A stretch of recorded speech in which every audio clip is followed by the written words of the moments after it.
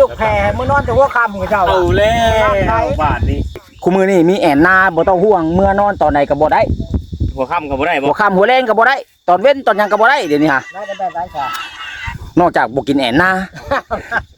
ตรงนั้นโดดได้ ให้พรเลย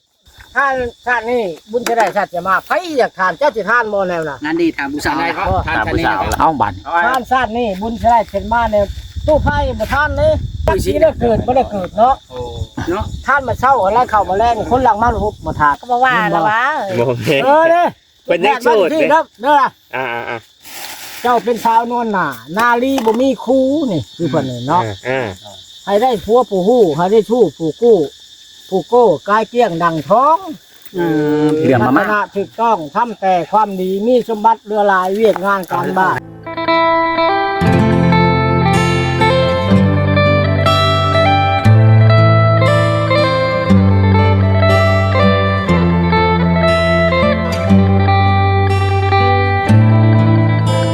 ประชดกับลูกสาวอีกแล้วเนาะ ว่าก็ไม่เท่าเข้าไม่เท่าก่อนได้จังเข้าก็หาลูก เช่ากับลูกสาวมาสุดแล้วเนาะ ลูกสาวพ่อบอกว่าโอ้ยลูกสาวบ่มักพ่อเลยพี่บ่นางเป็นยังไงจะบ่มักพี่เฒ่าบ่ ลูกสาวบ่ฮู้หรอกลูกสาวเพิ่นน่ะ ไปแล้ว ลุกแล้ว มาเอาพญายก็มี พ่อใหญ่ก็พ่อใหญ่พ่อใหญ่ก็แม่ใหญ่เนาะ เช้าว่าพอหัน แล้วก็จะ แนวกันบัดนี้สาวนางที่เป็นโสดตลอดบัดนี้ฮะ สู้ตลอดนะตายแล้วบัด บ่ได้ไปขายกระปูอีกบ่มื้อนี้แม่บ่มีกระปูบ่ ออกไปเลยได้วานนี่ เป็นไหนล่ะแปลว่าอยากได้พ่อเป็นนุ่มๆบ่ บ่ แบบไหนก็บ่เอาเนาะ ลุกแล้วบัดโอ้ยแม่เรามีผัว เราย่านน้องย่านแม่เรามีน้องมาญาติขนมละ สุมนี้ได้ฉันเอาไว้เถอะ บ่เอาจากคน บ่ บ่รอ คนบ่รอเฮ็ดเก๊กอันนี่ฮะ สู้ทุกคนบ่ได้ แม่น มาเป็นลูกก้อนบ่ มาบนหมู่สู้ทุกคนบ่ ตัวใด ได้ ก็บ้าแต่ ตาย ผู้ใดก็บ่บ่ล่ะ เฮ็ดโมกันมันว่าเอาไว้เฮ็ดโมกันบ่มีโม บ่ อืม เป็นมารับเรื่องมือบุญเลยไปบ่แม่จะไปยังไง เป็นลูกสาวไปแล้วเด้ ไปวะนาง หมอรับเรื่องต่อกรคณะ คณะโพสลาดน้อยชุมเชิญ ไปมันว่าคำล่าวันนี้ก็ลูกแล้วลูก จะปาซักบันเทิงศิลป์ จ้างแล้วแหละ การเงินบ่คู่กันมุนบ่ปุ้ย ก็ได้เนาะป่าเนาะไปได้น้องเจ้านำมือหน้าตึกได้น้องเจ้า ได้แม่ก็เขาตึกไว้ ไหนพ่อเฒ่ามื้อน่ะถ้าว่าสาวนางสิไปเล่นน้ำแล้วต้องตึกป่าอยู่น้องพ่อเฒ่าเป็นได ได้สิเป็น ได้อยู่บ่ น้องประตูแห่งโตใหญ่แห่งหลาย พายเรือตึกเราได้ซั่นน่ะ สองน้องสามน้องผู้น้องลุ่มน้องเทิงน้องกลางมากน้องใด บ่แล้วมือบุญ ปลา แล้ว เลี้ยงก็มีบ้าง ปลาเลี้ยงกะมันเบิดแล้วมีแต่ปลาบ่เลี้ยงเนาะ มีแต่ปลาปล่อยซื่อ ปลาปล่อยซื่อ หลายโพด ไปอยู่นี่หันมันไล่ไปทั่วที่นะมันย่ามมันนั่น น้ำขึ้นเนาะ น้ำขึ้นน้ำน้องพังแล้วมันอ้าตัวมันซะสิบ่ได้กิ้วเขานี่น้ำกันมันมาหลายได้ท่วมมันนะ โดย กันมันมาแล้ เอา ว ตะกี้เฮาว่าได้ไหนมือเขาปล่อยว่าวสุรพันธ์ ว่าวหันแหละทุกยากบ่ได้ลดมาให้นาก็พอกระแปะเพิ่นพุ่นก็มีแต่หัวโผล่ ห้ามบ่ได้ว่า มีได้น้อยเนาะ บ่ได้เฮ็ดให้ใหญ่ กระปอกกระแปะยังบ่มี เพราะว่าสิแจ้ง น่าก็ลดไปกาย คนบ้านนอกกรุงมาสูงเรือ ใหญ่กันสิลดใหม่อีก แม่นเบิดบ่นานี่ แถวนี้นะแม่นเบิดบ่ นี่เด้คันโฉงๆนี่ยาวคือพุ่น โอ้นาหลายอีหลี พูนฮอด โอ้ฮอดพุ่นอีก พุ่นแล้วยาว อยู่ได้พ่อเฒ่าเฮ็ดหน้าไวอยู่บ่ถ้ามาอยู่พี่นะ เรื่องให้หน้าประตูบ่ได้ย่านไหนเราเว้า จำหงค่ะ ระยะไม่เห็น มากระทินเฮาเอง หมากกระถิน ปัญหาแต่ทางอันผู้สาวนี่เพิ่นสิ หาลูกโชค ตกลงจังใดกับทางแม่นี่บ่ได้ติว่าแต่มักเนาะ ลูกสาวบ่มักขอตู้บอก บ่ตีเก็บข้าวมากเอาผู้ใดก็เอา คะแนนว่าหักแพงกัน บ่ตีว่าเท่าว่าหนุ่มบ่ บ่ ตี เอาเลย แล้วแต่ลูกเนาะลูกมักผู้ใดก็เอาผู้นั้นพี่น้องเอ้ยบ่เพียงแต่หักแพงกันอย่างนั้นก็พอทางแม่นี่บ่ได้ยะ เอาผู้หนุ่มก็เคยเอาแล้วเนาะไม่เท่าเนาะ เอาผู้หนุ่มเคยเอาแล้วกับมัน เอาคนเท่าเอง แม่น เอาผู้หนุ่มให้เต็กมันไปติดหมู่มันบ่มาจ้อยเด้ผู้หนุ่มเด้ผู้เฒ่านี่ยังบางเทื่อเพิ่นมีประสบการณ์หลายเพิ่นฮู้จักเวียกจักงานฮู้จักหักแพงลูกแพงหลานเด้ เออ ได้หันได้นี่แน่เล็กน้อยนี่มาให้ลูกให้เมียเด้ แม่น ปลูกงัวหรือเอ้ย คุณเผางามบ่ได้เว้าได้หมดเนาะ จนล้ม มันหักงามอยู่เขา บางปี ก็ ก็ นอกบ้านไปนี่ไหมแล้ว สิคอยกี้ฉันอยู่บ้านกำแคนคอยนี่คนบ้านนะนี่พ่อแม่อยู่นี่มันอยู่นี่หันคอยเอาพัวอยู่บ้านกำแคนแล้วเอาไปอยู่ในนา เอาไว้นะ อยู่นาที่คันเที่ยวปะลูกเก่าเราอยู่พุ่นสาวคนเขาเฮ็ด พ่อใหญ่เราบ่ธรรมดาเลยประวัติเราเมียละหลายเด้ 3-4 คนผู้ละว่านข่อยเมื่อวานนี่ ไปกับ 3 คนเลย 3คน 3ทั้งคอยนี่ ผู้ที่3คือแม่สาวนาง คนนี้ก็ได้ลูก6 คนมันหัดเสียแล้ว2ยัง4บัดนี้ คือถ้าพ่อว่าเมื่อวานนี่ก็ลูกเมียเก่าเราคือว่ามาเฮ็ดไร่เฮ็ดนานํอยู่บางเทื่อก็บ่ บางเถื่อกับมาบางเถื่อกับบ่มาเขาก็เฮ็ดหน้าเรานี่แหละค่ะเฮ็ดคนละบอน พูด เขาก็เอา พูดทางนั้น เขาก็อยู่พ้น โอ้ สิคอยก็อยู่พี่ คนบนธรรมดาเนาะพ่อ แม่น ธรรดาข้าวน้ำจำปานี่ไม่เท่าลายอยู่ ก็พอได้กินจุๆจอดๆนี่แล้วมื้อปีกลมปีบ่กลมนี่แหละกันพร้อมกันกินโฮมกับมันมงกับบ่กลม คันมาโฮมหลายคนน่ะบ่คุ้ม คันเขาก็มาเอาเขาบ่เฮ็ดเขาบ่อยากเฮ็ดนาได้สำนั้น ได้ปีหนึงจักกระสอบนี่แม่ นี่หั่น อยู่ในนี่ ปี นะ นึง90 80 โอ้ หลายกว่าคนนักข่อยปานนี้ เฮ็ดหน้าแช่งนี่สุกมันล่ะ เดี๋ยวนี้นะ นาแซงก็เฮ็ด เฮ็ด อ๋อ หน้าปีก็เฮ็ดหน้าแซงก็เฮ็ด เฮ็ดนา2เทื่อปีนึง อันนี้เฮ็ดหน้าแช่งนี่ว่านอาจสิซื้อปะแม่มันละสิได้ละ40ชอบ50ชอบขึ้นมา หวานไว้ดาล่าได้หั่นได้ หวานไว้ดอลลาร์ ใส่ปุ๋ย3ชอบเป็น โอ้ ใส่เอาไป3ชอบ คันไผดูนี่เฮ็ดลายก็ได้ขายเนาะหน้าแซงนี่ฮะ คันเพียงพอพุ่นโพยหันก็ได้ขายหรือว่า ลายเติบบ่แม่นาอยู่พุ่นเฮ็ดหน้าแซงอะลายเติบบ่ สิให้หังให้ใหญ่หมดนี่สำนึกสิสำนึกสิเจ้ากาย เอาทำให้มีต้นยางอันบอนไผใหม่นี่บ่ ก็บ่ใหญ่ปานใดซั่นนี่เนาะจาน สำนี้นะ สิให้ได้อยู่ประมาณ50ชอบแล้วว่ะถ้าว่าปุ๋ยพุ่นพอมัน ที่ให้นะ หน้าแช่งก็คือเราเฮ็ดนับไป หวานได้หั่นนั่นนี่ ว่านเอาได้ลูก คันดำนี่ได้กูหันเอาบ่ คันดำก็ได้นะ หน้าปีก็เฮ็ดอีกบ่นี่ฮะอันโตที่เฮ็ดหน้าแซงน่ะ บ่น้ำท่วมยามนั้น ยามนั้นน้ำท่วมเฮ็ดได้แต่หน้าแซง ทางนี้ก็โชยนี่สิพายุลมมันท่วม น้ำขึ้นแล้วบ่ได้เฮ็ด บ่ได้เฮ็ด เล็กบ่ เดือน10นี่มันก็ท่วมแล้วแหละนี่ อยู่นี่ก็เคยมีบ่แบบว่าน้ำท่วมนี่ นี่ก็ท่วมนะ ท่วมแบบว่าบ่ได้บกนี่มีบ่ น้ำนองพังมามันบ่เฮิงสิ โอ้มันขึ้นมาแล้วก็ 2-3 มื้อจังซี่มันบกเวลาขาดฝนน่ะบก ขาดแล้วบกมันไหลก็ท่วมมาแล้วมันไหลเขาเพิ่นปล่อยปลาอะไรพอโตปลาดินปลานั้น จักรจันทร์ห้องผู้ใดไปติดจักรจันทร์ ข้าวอีนางน้อยด้วยจ้ะไฟไปติด เจ้าบ่ สนางเลย แม่ไปติดกับไผน่ะกับเจ้าบ่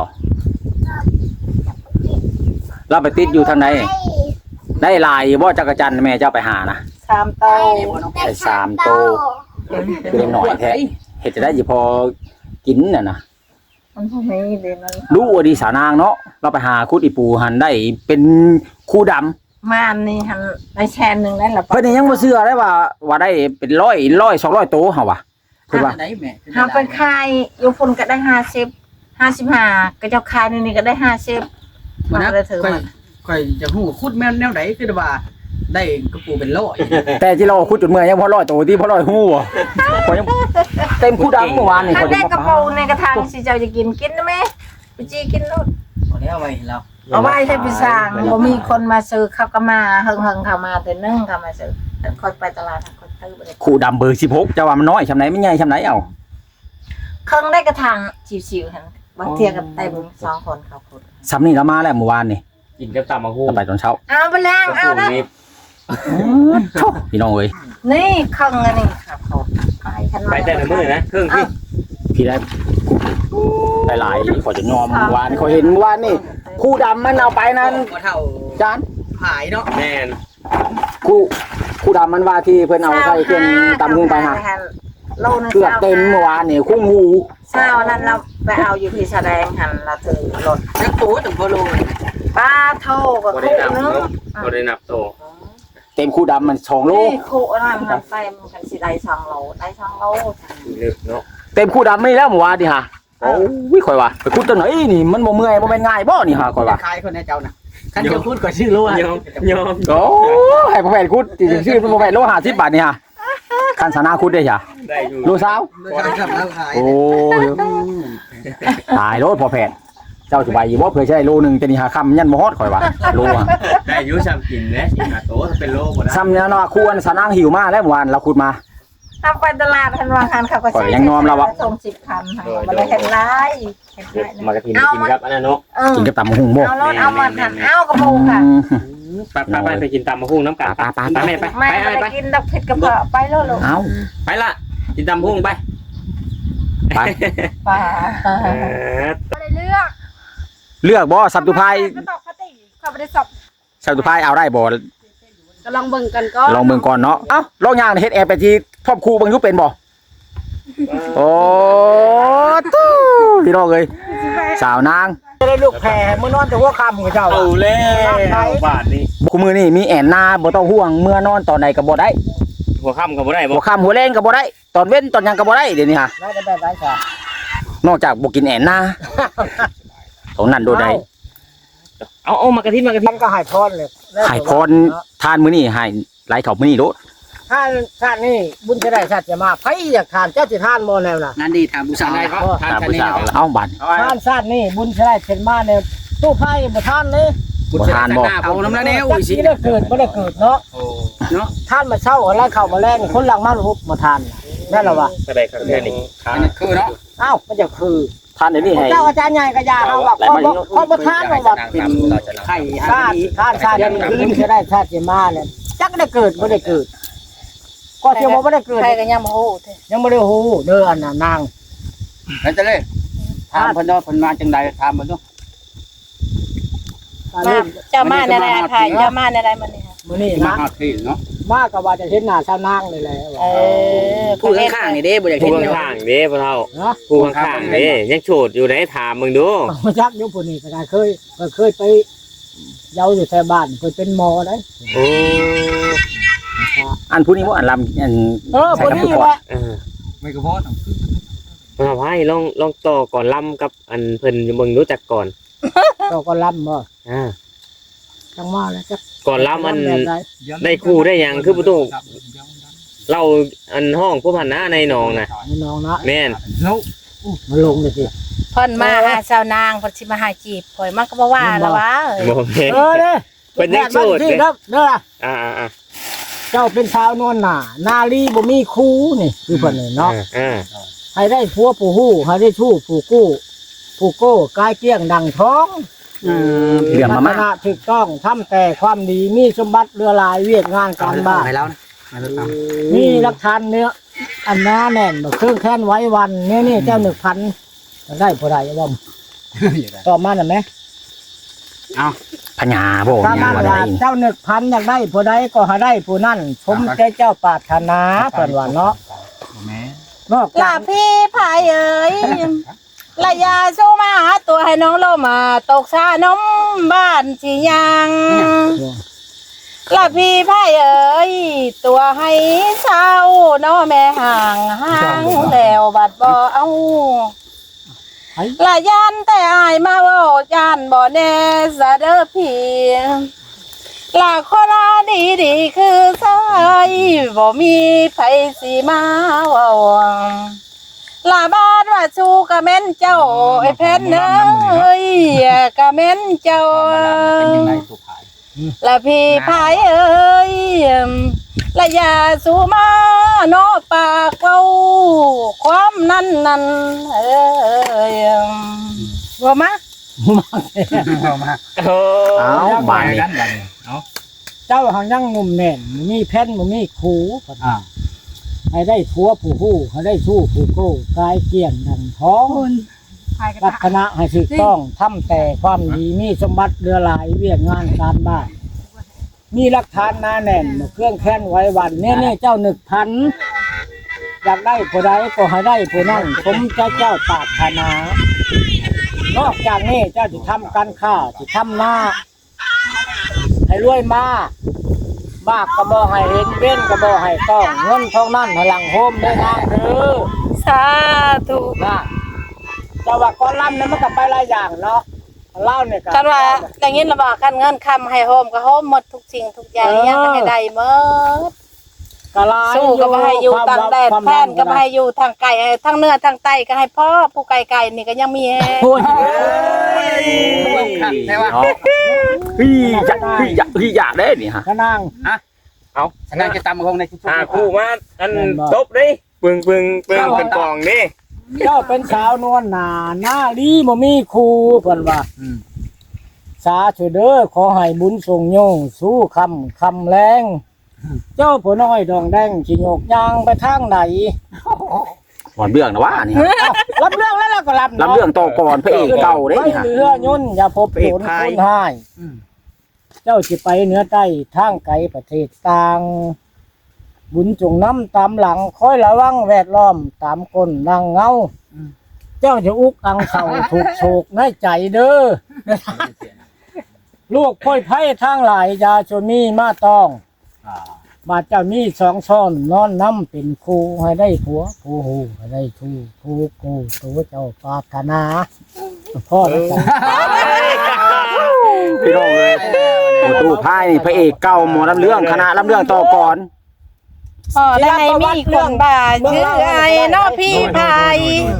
เอาขึ้นลูก กัน ไป ว่าเป็นนาผู้ใส่ให้พ่อพายเสด็จอายให้พ่อพายเสด็จสู้เอามาขึ้นกองเอา ปึ้งโอ้ยคาบิกองกับหมอแค้นนี่พี่น้องเอ้ยสิว่าจังไดพี่น้อง เข้าจะไปตีป่าไปในชนะเล็กครับ มาเวียนอยู่แต่ ยื้อห่างมันก็ไม่มาเลย ประตูพายนี่เมื่อก่อนเราเคยเป็นพระเอกหมอลำเรื่องคณะ ถือคู่ สี แล้ว วิไล มวยถือคู่ ปุ้ยไปเทิงสินไหน ประตูพาย เมื่อก่อนนะ แสดงว่ามา เอา วันนี้ก็ โอ้ยซี่แล้วกินเด้อเอาโอ้ยซี่แล้วกินเด้เออ ได้แล้ว บ่เจิดญาติกินเอ้ยชิมเรา ไม่ยาก มาแค่นเราสิเรามาแล้วเราอยู่บ้านนั่นนะเฮ้ยนำต้องใหญ่งนจะได้อะไรอันกี้ได้ทั้งมาลำผู้ชายนะนะ เข้าในตัวจะได้หน่อย โอ้ยเอาไปลำบัดโคกแล้วตอนนี้ โคกลางบ่ มีไทยมีมงแต่ว่าพอได้อันนั้นกันนะไปทิ้งกับพวกบ้านในเราเรียนก่อน มันห่อนเนาะ แบบเลี้ยงบ่ได้แบบว่าจริงใจเนาะ โอ้แม่นายแม่ เอาเนี่ยนะพอเป็นหมูเราไม่ยังหรอก เนี่ย วันนี้ โอ้ยสิ โอ้ยซี่ อุ้ยสิ โอ้ยสิกรีนทีพุ่นน่ะซาผสมน้ำผึ้งพุ่นน่ะ ตัวนี้บะ เอ้ย ตำไม่ชนะตำแม่ ครับ มันเชลมันชุกแล้วละว่าเพิ่นพนัน บ่ใส่ใหม่ยังดังกว่าใส่ใหม่บ่ดัง ไม่มันต้องฮัลโหล1 2 3พุ่นมันบ่แม่น ยังมาตำนะ ไม่ใช่เรา ถ้าให้จะนั่งตามจะใส่คลิปเลย ตำจะน้องตำ ไป จะไม่ต้องเลยเอามา ให้จะนั่งตาม ให้สาวนางตำหมักหุง เป็นไงที่รอรุ่นมาจะนั่งตามสิใส่เลย สาวนางสิตำแซ่บบ่พี่น้องเอ้ย ก็จะไปถ่าย หมักหุงคนละเมืองมันก็สิคือกันอยู่บ่กับหมักหุงเมืองจับพรนี่สาวนางหมักหุงเมืองเซโนหรือเมืองอุทุพรนี่แม่นข่อยอยากว่าชิมฝีมือสาวนาง คน นี่นะ ดังเด้อตำมะฮุงเด้อแซ่บแซ่บแซ่บ ใส่หมดเลยใส่หมดเลยแสบบ่สนางตำนี่ เอานาง เรา ตำห ลุ้ มั น ก ว่า หุง สนางตำจะคนขึ้นเลยป้ากระเทบเชฟกระถาเชฟกระถาเล็กเนี่ย เชฟกระทะห้างเด้เดี๋ยวนี้ฮะ กระถาเล็กก็เนี่ยใส่มันเลย บอกกระทำไม้ไม่ได้เอา แล้วมันความเด้อโขกอันตุเล็กลูกเล็กอยู่นะ ไม่ได้กินจำนะ ขอมรสบ่ได้กินจ้อย ไม่ช็อตเด็ดได้เนาะ สาวนางเด้อมันนี้เด้อตุกอนเด้อตุกอนตุภายไม่ใช่ตุภายขี้แตกเลยบ่ ตู้พายตู้พายไปคิดว่าก่อนล้ำแล้วบัดนี้ฮะ สาวนางต้มตำเพิ่นหามาตามมาสมดีก็ยังบ่มีสามีก็ตอนนี้ก็ยังโสด โสดแท้ๆบ่สาวนาง ได้บักโบดก็ขอให้มาเพียงทางบาทว่าจุ่มเจ้านางมาตำสมอร่อย แยด เฮ้ยใจนั้นเริ่มเนี่ย ผู้เบาลุ่นใหญ่แต่ผู้ใดเห็นใจก็รีบมาชิมได้ชิมไหม ชิมแล้วแม่ตู้พาย ชิมยุบไปเถอะพาย เขาว่าพอดีมันน่ะชิมแล้วเนี่ยให้ประตูให้ประตูคนจะชิมให้บังมั้ย จางเข้มก็บอกเด้อผู้ตู้เด้อเจ้าจะว่าแซ่บอย่างเดียวได้จางก็บอกว่าจางเข้มก็บอกว่าเค็มป้าเดี๋ยวเบิ่งบาดนี่พี่น้องเอ้ย มาชิมทันที เห็นดีรับใช้ก็ต้องกดใจว่าแน่ใช่บ่ หยิบเต็มนั่นยัง อ้าวแล้วแซ่บบ่บัด แซ่ นี้ บแล้วสั่งให้พ่อ แซ่บแล้วพอแล้ว ทำตาลนั่นยังนะ ตามนี้ก็มาพอกเนาะ มาพ่อไม้งามเมื่อตอนควรวินบาด เอ นี้ แค่นั้นเลยพอแล้วพนังตำแซ่บมา ข้างล่างนี่ก็เรื่องดีพอดีก็เรื่องดีอยู่ ดีหยัง แซ่บเนาะ เจ้าไปเยาเลยกันนะบ่เรื่องเจ้าเนาะ คันว่าพระเอกหมอเรื่องมาเจอนางเอกหมอเรื่องนี่ อ้าว เฮาว่าย่านตู้พายนี่สู่เล่าบ่ได้ก่อนลำนี่ มาแล้วเฮาก็ว่าบ่หลายเนาะ เอ้ยเรา เจ้าหันยังหนุ่มน้อยโหห่วมบ่ทันมีเพราะว่ามีอยู่หักก็ว่านี่ล่ากันแหละเนาะเจ้าหันยังหนุ่มน้อยโหห่วมบ่ทันมี ถ้าอาจารย์ปลาว่ะ เจ้าได้ทำความดีก็หักบุญคุณแก้วเพิ่นว่า โดย จะทำไปแล้วจะพวกคุ้มตุ้มตอมให้มีคนหักหอมหักแล้วหักเลยคำเห็นเรานี่เนาะ โอ้ พร้อมกับมาหยกย่องเจ้าว่าดี ปัจจุบันนี้เจ้าสิปรารถนาหยังก็ความมุ่งหวังทำงานให้ได้ดังใจของเจ้าอาจจะได้เงินมาเข้าเต็มกระเป๋าจะได้ขาดปรารถนาหนึ่งไว้สมใจเว่าอยู่พันเดินนางเอ้ย